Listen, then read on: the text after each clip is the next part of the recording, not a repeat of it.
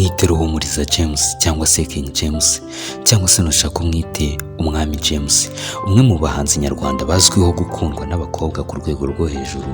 Umuhanzi King James ni umuhanzi w'ikirangirire ndetse kandi akaba ari umwe mu bafite uruhare rukomeye mu iterambere ry'umuziki nyarwanda, dore ko tumuzi kuva kera aririmba ndetse kandi kugeza na n'ubu akaba ari umuhanzi wiyubashye cyane, ndetse kandi byongeyeho akaba ari umuhanzi ugira indirimbo nziza ku rwego rwo hejuru.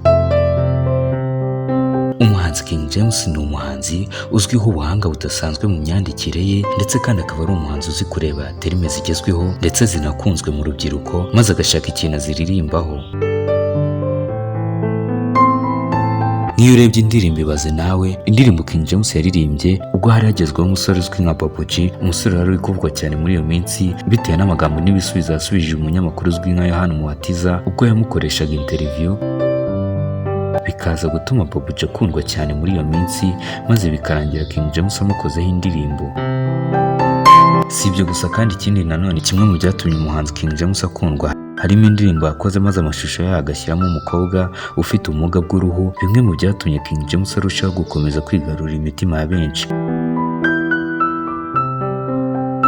Zimwe mu ndirimbo zakunzwe z'umuhanzi King James zifatwa nk'indirimbo z'ibihe byose harimo iyo bita Naramukundaga, Ibaze Nawe, Arogosha ndetse n'izindi nyinshi cyane. Umuhanzi King James kandi akaba yaherukaga gusohora indirimbo yitwa Nyamara, imaze kurebwa n'abantu 298 mu gihe cy'amezi 3 gusa. Nyuma y'igihe kitari kinini kandi umuhanzi King James akaba yaje gutangaza ko agiye gusohora indi ndirimbo ye nshya yitwa Ubushobozi, indirimbo itegerejwe n'abantu batari bake hano mu gihugu cy'u Rwanda.